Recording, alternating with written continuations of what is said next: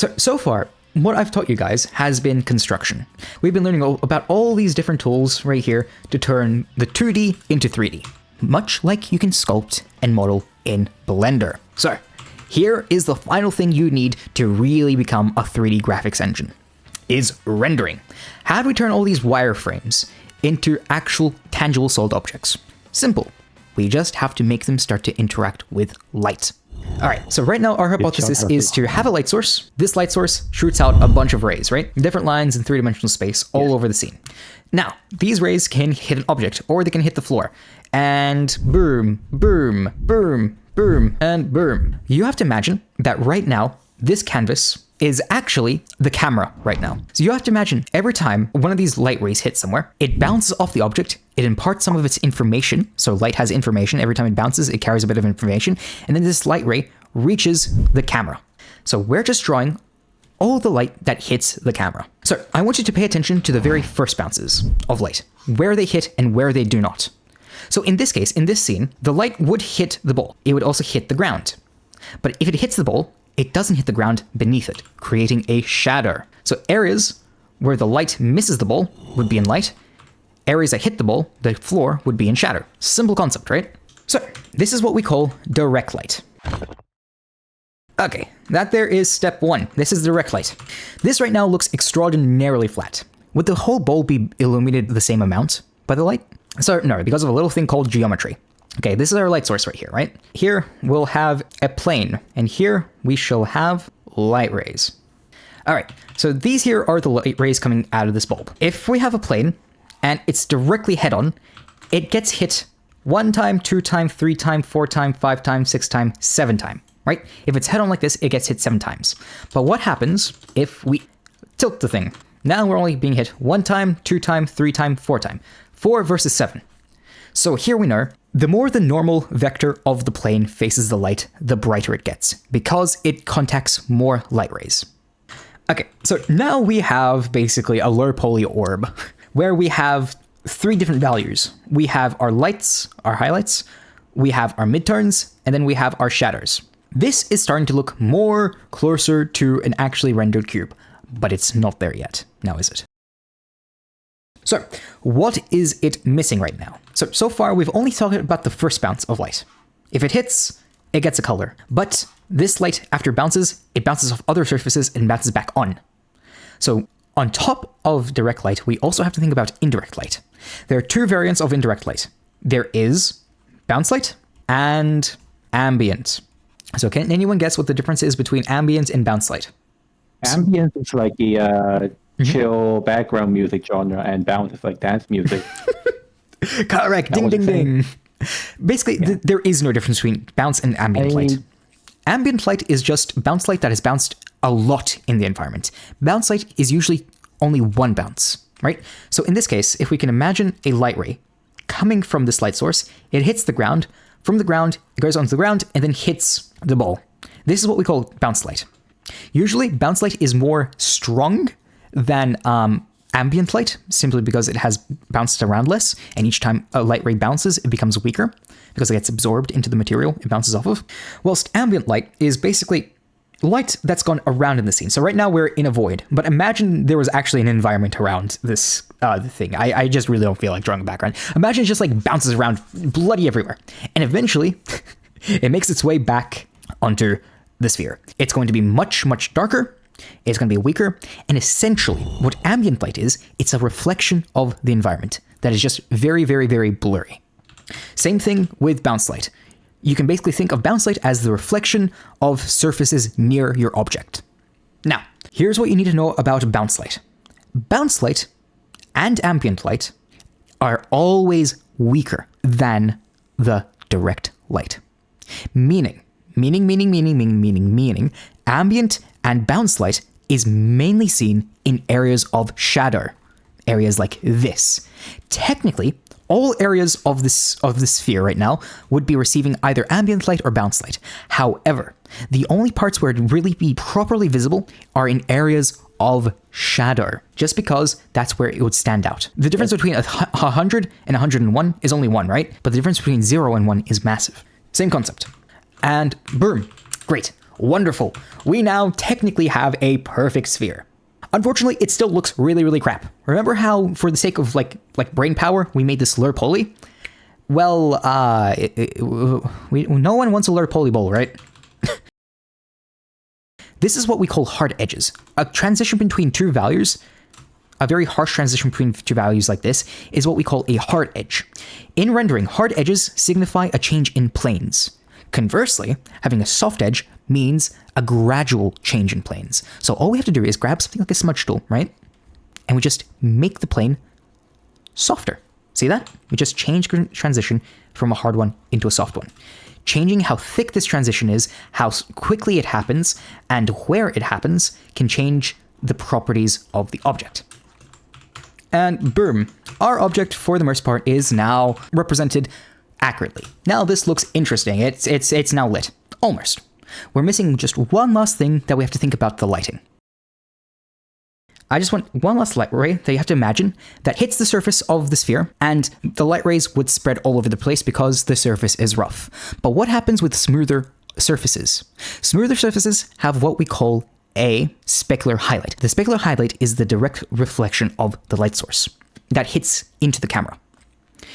Does your balls have a specular highlight? Yes. In fact, specular highlights are one of the places where we can understand texture the best. Oh, you must shape them well if you have a specular highlight on there. Well, that's kind of what I mean by that. Meaning, the rougher the object is, the more blurry the specular highlight becomes. Because you can think of like a mirror, a frosted mirror, has a very, very, very soft reflection, right? The smoother the mirror gets, the more clearer the reflection becomes. So the smoother the surface of the ball, the more clear the specular highlight becomes. So the harder edges, for instance. So one place where we can really show the texture. So is that what is used to like determine the texture of the object? Yes. So there's two ways where how you can determine the texture. Usually, the places where you can determine the texture of an object when you're rendering is in the specular highlight, basically how apparent it is and how sharp it is, as well as how sharp and the shape design of the terminator. If the terminator is very soft, the material is also going to be very soft, right? But if it's very jagged, say, the terminator, the area of the highest contrast in the piece, we add more detail into it, it changes the texture of the sphere. I didn't do a very good job here, but that is because I am rushing. Usually because that's the place of where you can see the most detail. Usually the areas of most detail are going to be near the terminator, in your midturns, and at the specular highlight. Areas of highest contrast will have the most detail, and areas of most detail will carry the most information about the surface and the light source. The specular highlight is never facing directly towards the light source. It's usually a bit off axis. If a light ray directly hits the ball, it just bounces directly back into the light source. So if it only clips the edge of the ball, the light ray bounces off, right? It'll bounce into the eye. And usually it's slightly off axis. This is a small thing. Not many people will notice if you put the specular highlight facing directly towards the light source. It's just a small thing to consider. That is like that's the core of everything you need to know about how light affects the object. But now let's talk about how it affects the environment, right? Now we have to figure out how the light impacts the environment. The light source would have cast plenty of rays onto the floor, and only in the areas where the ball occludes the light source from the ground do we have a cast shatter. But we haven't thought about the next few things. We've thought about the direct light, right? That's how we have a shatter. But we haven't thought about the bounce light and the ambient light, right? So now we have to apply bounce light and ambient light to the environment, not just the object. This is what we call a cast shatter. This is a core shatter. So first of all, there would be very little bounce light coming from the ball, because we know that the bounce light is essentially just the reflection of all the objects and planes near the surface that we're thinking about, right? And because considering that the opposite side of the sphere right now would be in darkness, it would have a very, very weak bounce light. So we won't really consider it when drawing. But we have to consider about the ambient light. Now the ambient light, unlike the ball from before, is more important. It would be stronger. So this leads us into one of the biggest ideas in immersive rendering. It's called ambient occlusion. Can somebody guess what? I've heard that word before. Yep. Can anyone guess what ambient occlusion might be? Occlusion would mean something like stuff getting like covered. Ambient occlusion is just areas where the ambient light doesn't get to. So your ambient occlusion is shadows that don't receive any ambient light from the environment, or very little, I should say. Contra says when lighting penetrates and bounces from inside. So that's called subsurface scattering. Subsurface scattering occurs when a light beam from this light source hits the object. And so far, we've only been thinking about like the light scattering off the surface, right?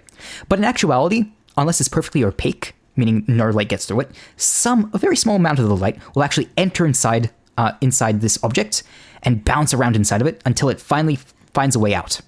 Subsurface scattering is usually, but not always, the weakest light source in your scene. But for now, we're not thinking about subsurface scattering. That's a more complicated and higher level concept that I'll bring in later on. Also, I just remembered one thing that we mentioned earlier that I said I was going to come back to, which is called subsurface scattering. Right now, we've only talked about like fully opaque surfaces, and like 90% of the time, that's all you're going to be like rendering. But sometimes we have translucent things, right? Things like the human skin. If you apply enough light through it, you can see an orange glare. That's called subsurface scattering, right? If you ever put your finger over a flashlight and it turns orange, that's what we're talking about. So basically, how do we apply subsurface scattering? Well, first of all, subsurface scattering receives the color, of the object that's in. Let's say that this internal object is flesh. This basically means that this object now has a slight red glare. It'd be very, very weak. It now has a very, very weak red glare because some of the light hits it and then scatters and then makes the surface illuminate. The areas where you're going to see the subsurface scattering the most happen right at the edge where the object is thinnest.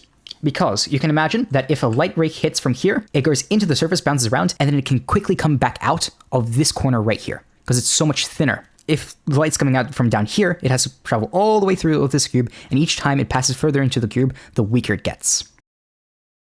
Right now, we're just thinking about the main ideas, which is primary light and then secondary light. So bounce light and ambient light. So back into what I was saying about ambient occlusion, right? So ambient occlusion is just areas in your scene where no ambient light can get to. That means if direct light isn't hitting it, bounce light isn't hitting it, and ambient light isn't hitting it, it's going to be the darkest point in all of your picture. So one way you can think about this is cast shadows we can think of as purely black. Then we can come back with a bit of ambient light, right? We're slowly just filling in just a tiny bit of the darkness with a bit of ambient light. But what happens as the shadow gets closer and closer to this ball, to where the two surfaces touch? As you get closer to the ball, less and less ambient light can get to the floor, right? Because more and more gets covered by this ball. The area right here gets smaller and smaller and smaller as you reach this point right here where the ball and the floor contact. Meaning, the areas between two objects touching is the area of ambient occlusion. The closer two objects get to touching, the darker the contact patch becomes. I wish I drew this a bit better when I started. And boom. Now, one thing to quickly think about, which I didn't mention before, is ambient occlusion also applies to the ball. But be very careful to make ambient occlusion subtle. You don't want to make ambient occlusion super strong. Because, again, it is the darkest part of your scene. That means it's most likely going to be in an area that has a high chance of making it very contrasty. Ambient occlusion, keep it small and keep it subtle. So it matters more. Now, we have a scene that is properly rendered. We've thought about the direct light on the object, on the surface of the object. We've thought about the secondary light, so the bounce light and the ambient light. We've also thought about ambient occlusion. Boom. You now know how to render anything that's perfectly opaque. So quickly understand how these objects interact with one another. You basically have to go through this process for every single object in your scene and how it interacts with everything else. That's how you perfectly render. Now, folks, can you guess why this is basically impossible? Doing this process for every single object, every single plane, every single 3D form in your scene. Why is this impossible? It's a very simple answer. Because humans are lazy. Exactly. And we have fleeting lives. Leave the hardcore rendering to computers. However, to understand how to simplify, we must first know how to complicate. This is the logic of rendering. Only then, after we learn the logic of it, can we start finding tips and tricks onto making it easier on ourselves. Now that we've finished rendering 101, let's get into rendering 202. Ways that we can forget about what we just learned. Instead of going through the whole process of constructing and then thinking about the light source, then thinking about that stuff, you can just break it down into a light shape and a shadow shape. This is what painters do all the time. This is called a value distillation. We can just distill the values. We can just create a light shape and then a dark shape. Boom. Remember how long it took us to draw the sphere from before? Boom, I already drew the sphere. But Lobster... Looks like an upside down, like, Roblox head. That's kind of... But Lobster, it looks like an upside down Roblox head. It doesn't look like a circle. Well, here, let me show you. Remember what I told you earlier? Like, all the way back, where we understand the type of edge that a plane makes with how hard the edge is, right? Same thing here. We can just soften the edge. Boom. We now have a light side. We have a shadow side. We have midturns. We just skipped all that process. However, it's only like 70% of the way there. Let's get it to 90% of the way there. I'll show you quickly how. So now we have light side, we have midturn, we have dark side. Perfect. Now every time you see a core shadow, so this part right here, anytime you see a core shadow in your scene, you color pick it, you brighten it up a bit, you select it, and you just go over it a tiny bit with an airbrush like that. This emulates the effect of bounce light. Boom. Instead of thinking about every single light ray, we can just kind of skip the process. We know that there's probably going to be some sort of bounce light, so we just kind of assume it's there. So, the process so far.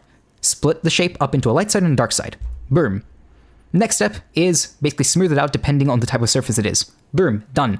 Finally, anytime you see a core shadow, just add in a tiny bit of bounce light. Boom. And if you want to be fancy, go from the 80% that we're right now to a 90%. You can add in just a bit of a made up specular highlight, and boom, you're 90% of the way there. Now, I say that as if it's easy. The hard part of this isn't the bounce light. It isn't the specular highlight. It's understanding how to make these light shapes and these shadow shapes work for you. But guess what? This entire time, you've been working on how to make cubes, how to make, how to construct different like three-dimensional forms. Use that knowledge, come up with ideas, and experiment. You can work from reference and see the different shadow shapes are made. We can now render all these different types of forms quickly and easily. See how quickly that took me? And we're like 70 to 80% of the way there already. That's all you have to do. Yay. And you peeps are already cell shading. I know you love your anime styles. You guys already know how to cell shade. So just play around with the edges, then in your core shadows, add a bit of bounce light, and then add the specular highlight. Oh, and don't mess up the midturns. That's it. That's all you have to do. All that complicated stuff, and that's literally just my piece of advice. Just do what you do, just add these two extra things. And that's why we don't teach with simplification first. Otherwise, teachers like me don't have a job. All right, and I think that's a pretty good place to end this lesson on rendering. You have all the building blocks, you know all the basics. You now have to go learn, try, and apply. See ya, peeps. Yay. Well, thank you very much, Lee.